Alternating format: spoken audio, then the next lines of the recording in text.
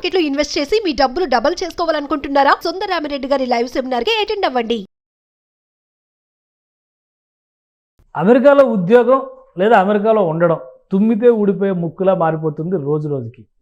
India వెళ్ళి 60 రోజులు పైగా ఉంటే అమెరికాలోకి రానివ్వకుండా H1B వీసా ఉన్న వాళ్ళని కూడా వెనక్కి పంపిస్తున్నారనేది ఇప్పుడు సారాంశం. అమెరికాలో డొనాల్డ్ ట్రంప్ ప్రభుత్వం ఏర్పడిన తర్వాత ఇమిగ్రేషన్ నిబంధనల్ని కఠినతరం చేసింది.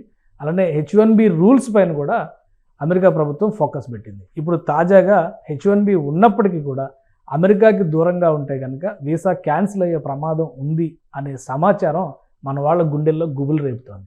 అసలు ఏం జరుగుతుంది? ఈ నిబంధనలు నిజంగా ఉన్నాయా? దీనికి సంబంధించిన అనుభవాలు ఏంటి? ఒకసారి తెలుసుకునేటువంటి ప్రయత్నం చేద్దాం. మనం యుఎస్ నుంచి మనతో లైవ్లో జాయిన్ అయ్యారు భూమిరెడ్డి సాయి శ్రీనివాస్. అలానే సాయి శ్రీనివాస్ గారు అక్కడ రీసెర్చ్ స్కాలర్గా చేస్తున్నారు. సాయి శ్రీనివాస్ గారు నమస్తే. నమస్తే సార్. ఏంటి రోజుకు ఒక కొత్త విషయం వస్తుంది?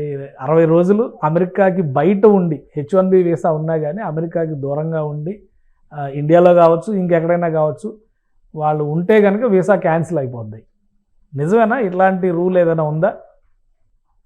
సార్ యూజువల్లీ ఎక్కడే కానీ సార్ నేను గత 2-3 రోజుల నుండి ఆ ఇన్సిడెంట్ జరిగిన తర్వాత నుండి నేను విపరీతమైన రీసెర్చ్ చేయడం జరిగింది. అంటే అది అసలు 60 రోజులు ఎక్కడన్నా యూనివర్సల్ రూల్ ఉందా, ఎక్కడన్నా దీని కండిషన్స్ ఏంటి, ఒకవేళ దీని గురించి మనం ఏమేమి చేయొచ్చు అని ఎక్కడే కానీ. సో గత 2 రోజుల నుండి నాకు ఎక్కడే కానీ ఈ 60 రోజుల రూల్ కానీ ఈ 60 రోజుల నిబంధన కానీ ఎక్కడే కానీ కనపరాలేదు.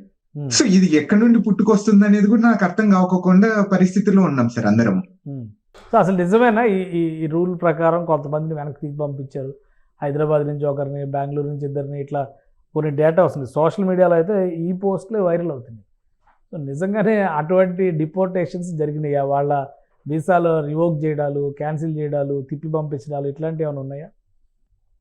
సార్ ఇదైతే 100% నిజమే సార్, వాస్తవమే. సో తప్పకుండా ముగ్గురిని అయితే రిటర్న్ పంపించడం జరిగింది అనేది అయితే క్లియర్ గా తెలుస్తుంది అబుదాబి ఎయిర్పోర్ట్ నుండి. సో ఇక్కడ మనం ఒకసారి ఆలోచించుకోవాల్సింది రూల్ ఏం చెప్తుంది అనేది దాని గురించి ఆలోచించుకోవాలి సార్. ఇప్పుడు వీళ్ళని తిరిగి పంపించిండే రూల్ ఏంటంటే sir 22 code of federal regulations 41.122 HE ప్రకారము వాళ్ళని రిటర్న్ పంపించడం జరిగింది. ఈ రూల్ ఏం చెప్తుందంటే సార్ పోర్ట్ ఆఫీసర్ సెక్షన్ 235 ప్రకారము వాళ్ళు సాటిస్ఫైడ్ లేకపోయినా, లేకపోతే వీళ్ళ అడ్మిషన్ ని అమెరికాలోకి రానికోకుండా వీళ్ళు అనుకోవడం ద్వారా వీళ్ళు స్వతహాగా అంటే ఏలియన్ అనే వాళ్ళు స్వతహాగా వాలంటరీగా డిపార్చర్ కావడం జరిగింది. 235 ఏం చెప్తాదంటే sir deny to the admission to the United States అని చెప్తుంది. అంటే వీళ్ళకి ఎంట్రీ లేకోకుండా వీళ్ళని డినై చేయడం. ఎందుకు డినై చేస్తారు అంటే మీ అందరికి తెలిసిండేదే, మామూలుగా ఎందుకు అమెరికాలోకి రానికోకుండా డినై చేస్తారంటే ఒక 5 కారణాలు ఉంటాయి సార్. ఫస్ట్ కారణం ఏంటంటే నేషనల్ సెక్యూరిటీ కానీ, హెల్త్ రిలేటెడ్ గ్రౌండ్స్ కానీ, లేకపోతే వీళ్ళు ఇక్కడికి వచ్చేసి పర్మనెంట్ గా అమెరికాలో ఉండిపోతారా అని, లేకపోతే ఫ్రాడ్ ఏదైనా చేసినా, మిస్రిప్రజెంటేషన్ చేసినా, ఈ 5-6 కండిషన్స్ లో తప్పకుండా ఎవరికైనా డినై చేస్తారు. కానీ 60 రోజుల నిబంధన అనేది ఎక్కడా లేదు. ఇది ఎక్కడి నుండి వస్తుందంటే సార్ 2001లో వాన్ అనే ఒక కేసు లో చెప్తారు సార్. ఎవరికి కానీ ఈ సిబిపి ఆఫీసర్ కి వీళ్లకు ఈ 5 కండిషన్స్ కాకపోయినా కానీ వీళ్ళకు బ్రాడ్ విచక్షణ రహితంగా వీళ్ళ అధికారాలు ఉంటాయి. ఈ 5 కండిషన్స్ కాకపోయినా కానీ మిగతా కండిషన్స్ ని వీళ్ళు స్వతహాగా తీసుకొని when they are facially and legitimate act అన్నప్పుడు వీళ్ళు ఏదైనా కానీ రూల్ తీసుకొని వాళ్ళ వీసా రివోక్ చేసే అధికారము సిబిపి ఆఫీసర్ కి ఇవ్వడం జరిగింది ఆ కేసు ద్వారా. దాని తర్వాతనే వీళ్ళన్ని సిబిపి ఆఫీసర్ ఏది చెప్పినా గానీ, వాళ్ళు ఏ విచక్షణ రహితంగా వాళ్ళు ఏదైనా అధికారాన్ని వాడి ఇట్లాంటివి చేసినా గానీ అది లీగలీ వ్యాలిడ్ అయిపోతుంది, ఫేషియలీ లెజిటిమేట్ అయిపోతుంది. ఇక్కడ వాళ్ళు ప్రూవ్ చేయాల్సిందేది ఒకటే సార్, ఎందుకు ఫేషియలీ లెజిటిమేట్ అనేది ఒకటే ప్రూవ్ చేయాలి. అంటే 60 రోజుల కన్నా ఇండియాలో ఉండడం వల్ల అమెరికాకు నష్టం కానీ లేకపోతే ఏంటి, ఎందుకు నష్టపడతారు అనే దాని గురించి ఒకటి వాళ్ళు ప్రూవ్ చేయాల్సిందేది వస్తుంది సార్. కేసు అయిన తర్వాత ఈ ముగ్గురు డిపోర్టేషన్ అయిన తర్వాత అక్కడ అమెరికా మీడియాలో కానీ లేదా మన తెలుగు కమ్యూనిటీ, తెలుగు సర్కిల్స్లో కానీ ఏదైనా డిస్కషన్ జరుగుతుందా?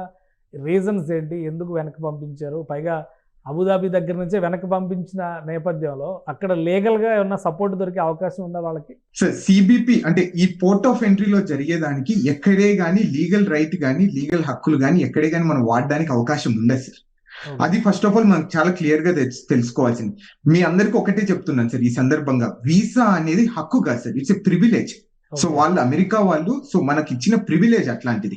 సో అందరు ఏమనుకుంటారు, మనకు వీసా ఉంటే మనం డైరెక్ట్ గా అమెరికాకి వెళ్ళిపోవచ్చు, కానీ ఎక్కడే కానీ అది లేదు. సిబిపి ఆఫీసర్ ని మీరు సాటిస్ఫై చేసిన తర్వాతే మీరు అమెరికాలోకి ఎంటర్ కావాలి. అమెరికాలో మీరు వచ్చిన పర్పస్ ని సాటిస్ఫై చేయగలరు.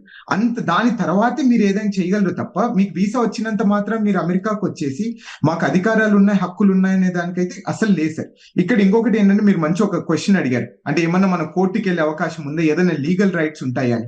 ఇక్కడ పోర్ట్ ఆఫ్ ఎంట్రీలో జరిగేదానికి ఎక్కడే గానీ లీగల్ రైట్స్ అనేది ఎక్కడ లేదు సార్. ఇది కంప్లీట్ గా ఎక్సెప్షన్. దీనికి ఎక్కడే గానీ జ్యుడిషియల్ రివ్యూ గానీ మీరు కోర్టుకి వెళ్ళి మా హక్కులు కాల రాస్తున్నారు వీళ్ళు అనే దానికి అసలు లేదు.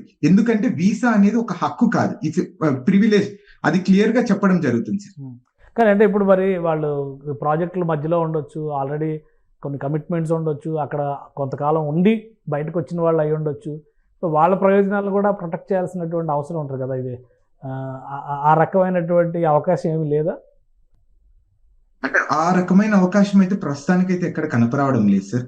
అంటే ఇక్కడ మీరు క్లియర్ గా చూసుకుంటారు, అంటే ఇప్పుడు ఫర్ ఎగ్జాంపుల్ ఇప్పుడు ఏదైనా ఎమర్జెన్సీ ఉండి, ఫ్యామిలీ ఎమర్జెన్సీ ఉండి, ఎవరన్నా చావు బతుకుల్లో ఉండరు, లేకపోతే మనకి ఏదైనా యాక్సిడెంట్ జరిగి ఇండియాలో మనము దాన్ని రికవర్ కావడానికి 6-7 నెలలు టైం పడుతుంది. ఆ టైంలో పరిస్థితులు కూడా వీళ్ళు ఆలోచించుకోకుండా, ఈ ఎమర్జెన్సీ సిచ్యువేషన్స్ కూడా వీళ్ళు చూసుకోకుండా ఇలా వీసాని రివోక్ చేయడం అనేది నాకైతే కరెక్ట్ అనిపించడం లేదు. అండ్ వాళ్ళు క్లియర్ గా చెప్తున్నారు, ఆ ముగ్గురు, మాకు ఎమర్జెన్సీ క్లియర్ గా ఉంది, మాకు ఎమర్జెన్సీ మా ఫ్యామిలీ ఇష్యూస్ లేకపోతే హెల్త్ ఇష్యూస్, ఆ క్లియర్ గా రీజన్స్ వీళ్ళ దగ్గర డాక్యుమెంటేషన్ ఉన్నా గానీ వీసా రిజెక్ట్ చేశారు అంటే వాళ్ళు ఎంత డిస్క్రిషన్, ఆ విచక్షణ రహిత ఆ అధికారాన్ని ఎలా ఉపయోగిస్తున్నారు అని కూడా ఒకసారి మనము ఎవాల్యుయేట్ చేసుకొని మనం కూడా కొంచెం కేర్ఫుల్ గా ఉండడం చాలా బెటర్ సార్. అట్లనే ఇంకొకటి ఏంటంటే, ఒకవేళ మీకు అట్లాంటి సిచ్యువేషన్స్ వస్తే మీరు H1B పిటిషన్ ని విత్డ్రా చేసుకొని మళ్ళీ మీరు ఫ్యూచర్ లో రావడానికి అవకాశం ఉంటుంది. ఇప్పుడు ఫర్ ఎగ్జాంపుల్ ఈ సిచ్యువేషన్ లో కూడా సార్, ఇక్కడ ఎక్కడే కానీ వాళ్ళు స్వతహాగా వాలంటరీగా డిపార్చర్ అయ్యారు కాబట్టి నో ఇష్యూస్. ఒకేలా వీళ్ళు అమెరికన్ గవర్నమెంట్ కానీ పోర్ట్ ఆఫీసర్స్ కానీ వీళ్ళని పంపించితే వీళ్ళు మళ్ళీ జీవితాంతం మళ్ళీ అమెరికాకి వచ్చే పరిస్థితి అయితే ఉండదు. తప్పకుండా ఈ ముగ్గురికి నెక్స్ట్ ఫ్యూచర్ లో ఎప్పుడైనా కానీ కొత్త వీసాస్ వేసుకోనో, లేకపోతే F1 మీద, H1B మీద, L1 మీద వీసాస్ తో వేసుకొని మళ్ళీ అమెరికాకి వచ్చే అవకాశం ఉంటుంది కూడా సార్. కానీ ఇప్పుడు ఆ కంపెనీస్ ఎవరైతే ఈ H1B ప్రొవైడ్ చేశారో ఆ కంపెనీస్ వీళ్ళ తరపున అవకాశం కల్పించడానికి కానీ, లేదా అక్కడ అథారిటీస్ని రిక్వెస్ట్ చేయడానికి కానీ స్కోప్ ఏమైనా ఉంటుందా? ఇంకా ఈ చాప్టర్ క్లోజ్ అయిపోయినట్టే అనుకోవాలా? సో ఈ చాప్టర్ క్లోజ్ అయిపోయినట్టే సార్ ప్రస్తుతానికి అయితే. మళ్ళీ వాళ్ళు కొత్త H1B పిటిషన్ వేసుకుని మళ్ళీ అమెరికాకి రావాల్సిన పరిస్థితి ఉంటుంది. అంటే ఒక్కసారి రిటర్న్ చేసినా, రిజెక్ట్ చేసినా వీసా తీసుకోవడమే కష్టం అంటారు. అలాంటిది డిపోర్ట్ చేసేస్తే, వీసాని క్యాన్సిల్ చేసి రివోక్ చేసేస్తే వీళ్ళకి మళ్ళీ అప్లై చేస్తే వచ్చే ఛాన్సెస్ ఉంటాయా? అదే సార్, ఇక్కడ కొంచెం ఒక లూప్ అనేది ఇక్కడ ఉంది సార్. ఇక్కడ ఏంటంటే వాళ్ళు వాలంటరీగా డిపార్చర్ అయ్యారు, అంటే వాళ్ళు డినై చేసిన తర్వాత వీళ్ళు స్వతహాగా వద్దొద్దు మాకేం చేయకండి, మేమే వెళ్ళిపోతాం మా ఇండియాకి అనేది వాళ్ళు చాలా తెలివిగా చేయడం జరిగింది. అంటే సో దాని ద్వారా ఏమైపోతుంది అంటే నెక్స్ట్ ఫ్యూచర్ లో వచ్చే అవకాశం ఉంటుంది. ఆ రోజు చెప్పుకొని ఏదో ఒకటి మేము ఇట్లనే వాలంటరీగా మా ఫ్యామిలీ రీజన్స్ లేకపోతే ఇది జరగడం వల్ల మేము రిటర్న్ రావడం జరిగింది అనేది చెప్పుకోడు. కానీ వీళ్ళు అమెరికా వాళ్ళు తిరిగి పంపిస్తే మాత్రం మనకు జీవితాంతం ఎప్పుడు వచ్చే అవకాశం కూడా ఉంది సార్. రైట్. అంటే ఇప్పుడున్న సిచ్యుయేషన్లో మీరు ఇచ్చేటువంటి సలహా ఏంటి? ఒకవైపు ఈ డ్రీమ్ అయితే చెల్లా చెదిరైపోతుంది అనేటువంటి ఆందోళన ఉంది, ఇంకోవైపు నుంచి అమెరికాలో ఉన్న భారతీయులు కానీ, అమెరికాలో జరుగుతున్నటువంటి పరిణామాలు కానీ, మళ్ళీ అమెరికా రావాలి అనేటువంటి కళ ఇక కలగానే మిగిలిపోద్ది అనుకునేటువంటి వాళ్ళకి మీరు ఏం చెప్తారు? సార్ ఇప్పుడు ప్రస్తుతానికైతే మనం ఈ H1B వాళ్ళు ఎవరైనా కానీ ఎక్కడే కానీ ఈ రూల్ లేదు అనేది డిస్కషన్ దాన్ని పక్కన పెడితే, సో మీ అందరికీ ఒకటే నేను విజ్ఞప్తి చేస్తున్నాను. సో ఈ సందర్భంగా 60 రోజుల కన్నా ఎక్కువ ఎవరైనా కానీ ఇండియాలో ఉన్నా కానీ, సో వాళ్ళందరూ 60 రోజుల లోపలే ఏదైనా కానీ ఈ వెకేషన్స్ కానీ ఇవన్నీ పూర్తి చేసుకుని 60 రోజుల లోపలే అమెరికాకి రావడం జరుగుతుంది. అలా వస్తేనే కొంచెం మనం సేఫ్ గా ఉంటాం. అలానే ప్రాపర్ డాక్యుమెంటేషన్ అనేది పెట్టుకోవడం అనేది నా సజెషన్. అంటే ఒక అటార్నీ దగ్గర నుండి కానీ, లేకపోతే మీ ఎంప్లాయర్ దగ్గర నుండి కానీ, అలానే మీ పే స్లిప్స్ కానీ, మీకు శాలరీ పడే డబ్బులు కానీ, ఇవన్నీ క్లయింట్ రిలేషన్షిప్ కానీ, ఈ డాక్యుమెంటేషన్ ప్రాపర్ గా పెట్టుకున్న తర్వాత మీ అటార్నీని, మీ ఎంప్లాయర్ ని కన్సల్ట్ అయిన తర్వాతే మీరు ఈ ట్రావెల్ ప్లాన్స్ కానీ, ఈ పోవడం కానీ రావడం కానీ చేస్తే చాలా బెటర్ గా ఉంటుందని అయితే నా విజ్ఞప్తి సార్ అందరికి. రైట్. ఇక జాబ్స్ కోసం ట్రై చేసే వాళ్ళకి H1B అనేది ఇప్పుడు ఆల్రెడీ 2 అంశాలు చెప్తున్నారు. నంబర్ తగ్గిపోతుంది అంటున్నారు, రూల్స్ స్ట్రిక్ట్ చేస్తారంటున్నారు. సో ఇవి జరుగుతున్నటువంటి సందర్భంలో ఇండియా నుంచి జాబ్స్ కోసం ట్రై చేసే వాళ్ళు తీసుకోవాల్సినటువంటి జాగ్రత్తలు ఏంటి? సార్ ఇక్కడ ఎవరే గానీ అంటే నేను నెంబర్స్ ప్రకారం అయితే ఇక్కడ పెద్ద తగ్గినట్టు కూడా నాకైతే ఎక్కడ కనపడడం లేదు సార్. ఎన్ని రూల్స్ ఎక్కువ స్ట్రిక్ట్ చేస్తున్నారో ఆ నెంబర్స్ పెరుగుతున్నాయి. నాకు అదే అర్థం కావడం లేదు నెంబర్స్ ప్రకారం చూసుకుంటే. లాస్ట్ టైం కి ఈ టైం కి అంటే 1,00,000 H1B పిటిషన్స్ తగ్గిపోయాయి అంతే. సో ఇవన్నీ ఏంటి, ఈ 1,00,000 ఏంటంటే నాకు తెలిసినంత వరకు కొంచెం దొంగగా వచ్చే వాళ్ళు, లేకపోతే సో వివిధ రకాలుగా ఏదైనా స్కామ్స్ చేసి రావాలనుకున్న వాళ్ళు కొంచెం తగ్గినట్టు ఉన్నారు తప్ప ఎక్కడే గానీ సో ఈ ఇంకా అమెరికన్ డ్రీమ్ అయితే నిలబడి అయితే ఇంకా ఆ ఆలోచనలు అయితే ఉన్నారైతే నేనైతే అనుకుంటున్నాను సార్. అంటే ఇప్పుడు వచ్చే వాళ్ళకు కూడా తప్పకుండా చాలా కేర్ఫుల్ గా సో మీరు ఏదైనా కానీ ప్రాపర్ ప్లానింగ్ తో ప్రాపర్ జాబ్ తోనే అమెరికాకు వస్తేనే మీకు అవకాశాలు ఉంటాయి. సో ఏదైనా కానీ ఒక ముందులాగా సో దొంగ సర్టిఫికేట్స్ పెట్టుకోను, లేకపోతే మీరు మొన్న చూసింటారు ఆల్మోస్ట్ సుమారు 5 మందిని మన హైదరాబాద్ లో అరెస్ట్ చేయడం జరిగింది దొంగ సర్టిఫికేట్ పెట్టుకున్నారని. అలాంటి వచ్చే వాళ్ళకి మాత్రం అసలు అమెరికా అనేది కరెక్ట్ ప్లేస్ కాదు ఇప్పుడున్న పరిస్థితిలో. అలాంటివి అసలు చేయకండి అని అయితే నా suggestion sir. Right thank you Sai Srinivas గారు.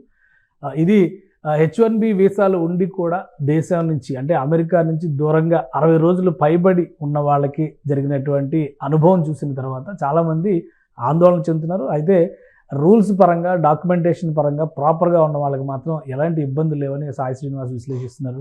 మరోవైపు కొత్తగా వెళ్ళేటువంటి వారి సంఖ్య కూడా ఏమాత్రం తగ్గడం లేదు. పిటిషన్ పెట్టుకునేవాళ్ళు, అప్లికేషన్ పెట్టుకునేవాళ్ళు తగ్గొచ్చేమో కానీ వచ్చేటువంటి నంబర్లో మాత్రం పెద్దగా మార్పు లేదని చెప్పారంటున్నారు. సో ఏదైనా ఏ దేశం అయినా కానీ కరెక్ట్ ప్రొసీజర్ని ఫాలో అయితే ఆ దేశంలో విలువ గౌరవం ఉంటుంది. అలానే మన సొంత దేశానికి కూడా ఆ గౌరవం పెరిగేటువంటి ఛాన్సెస్ ఉంటుంది. ఎలాంటి మిస్లీడింగ్ ఇన్సిడెంట్స్కి మిస్లీడింగ్ అంశాలకి పాల్పడకుండా ఉంటే కనుక అమెరికా రావాలనేటువంటి డ్రీమ్ ఇప్పటికీ చెక్కు చెదరదని ఆయన విశ్లేషిస్తున్నారు. ఇది స్పెషల్ డిస్కషన్. Keep watching.